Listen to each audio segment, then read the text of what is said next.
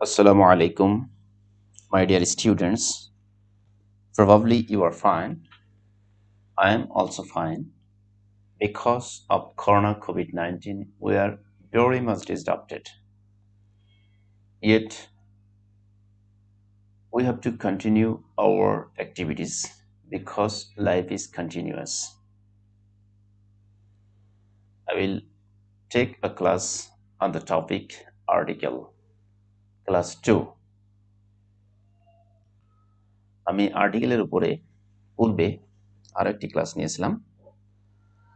আজকে আরেকটি presentation class 2। এই ক্লাসে থাকবে যে শুধুমাত্র সাউন্ডের উপর নির্ভর করে আর্টিকেল এ এবং এন বসে না, বরং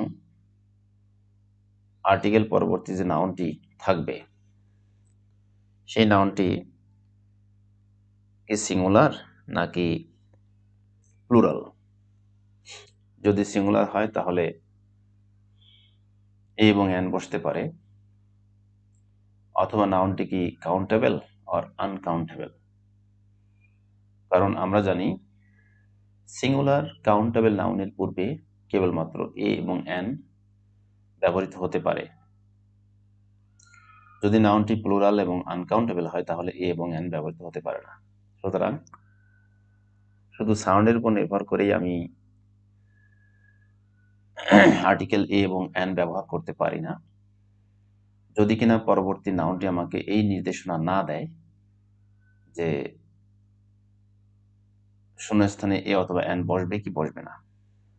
যদি নাউনটি সিঙ্গুলার এবং কাউন্টেবল হয় তাহলে আমরা কেবলমাত্র এ এবং এন ব্যবহার করার নির্দেশ পেতে পারি। আর যদি নাউনটি প্লুরাল এবং আনকাউন্টেবল হয় তাহলে আমরা এ এবং এন ব্যবহার করার কথা চিন্তা করতে পারি না। ওকে, বা এ এবং এন ব্যবহার নির্দেশনা আমরা পেতে পারি না।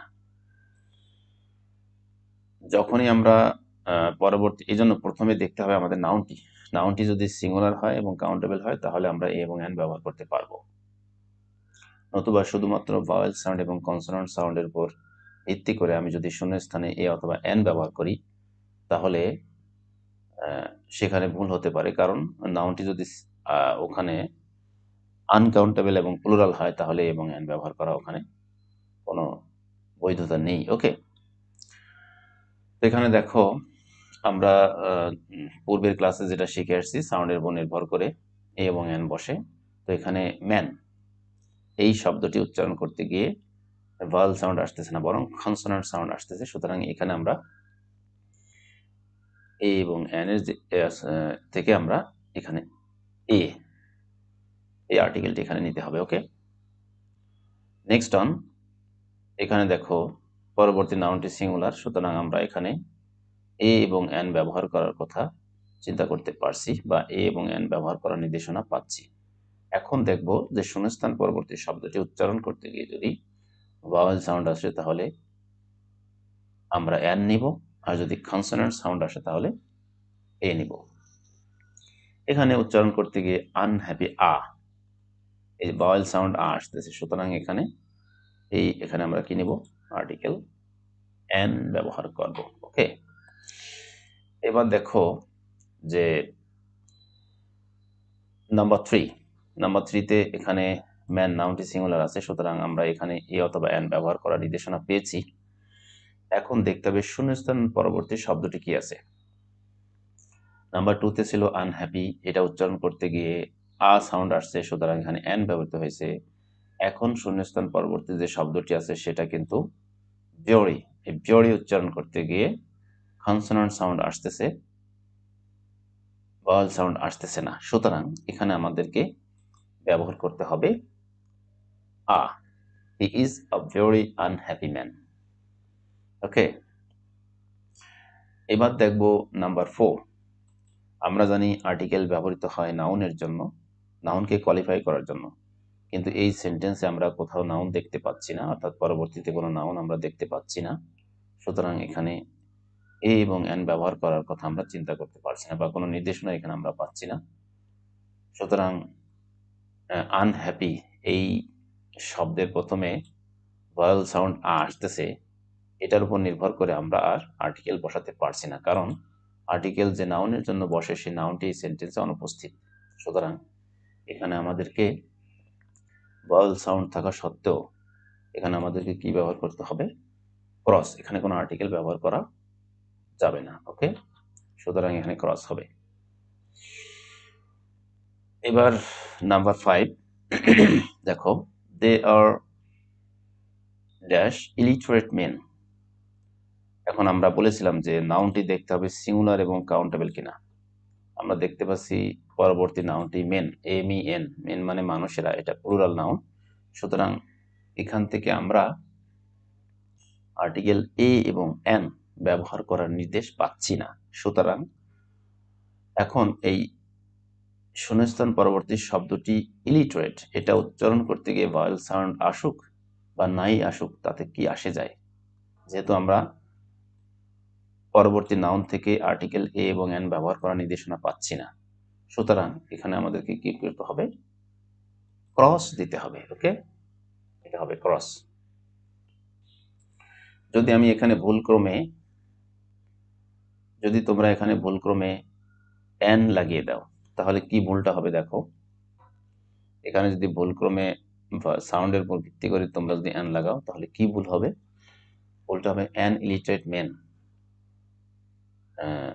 অনেক একজন শিক্ষিত মানুষ, একজন একজন নিরক্ষর লোকেরা। এর অর্থটা কি হবে? একজন নিরক্ষর লোকেরা। সেটা তো সম্ভব না, এটা একটা হাস্যকর বিষয়। একজন কখনো নিরক্ষর লোকেরা হতে পারে না। সুতরাং এখানে আর্টিকেল ক্রস বসবে। Okay, next on number 6, it is dash interesting information. এখানে তো তোমরা কি ব্যবহার করবে? প্রথমে তোমরা চেষ্টা করো, ভিডিওটি পজ দিয়ে তোমরা চেষ্টা করো যে এখানে কি হবে, এখানে কি হবে চেষ্টা করো, তারপর আমি উত্তরটি বলে দিব। ওকে, অপশন এ, এখানে এ, অপশন বি, এখানে এন, অপশন সি, এখানে ক্রস,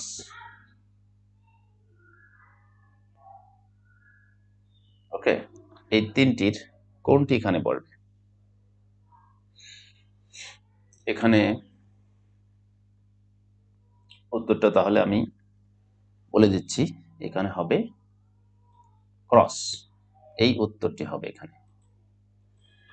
কেন হবে এই উত্তরটি? কেন হবে? কারণ আমি তোমাদের বলেছি যে সেন্টেন্সে আর্টিকেল ব্যবহৃত হয় নাউনের জন্য, তো সেই নাউনটি আমাকে সিঙ্গুলার এবং কাউন্টেবল হতে হবে।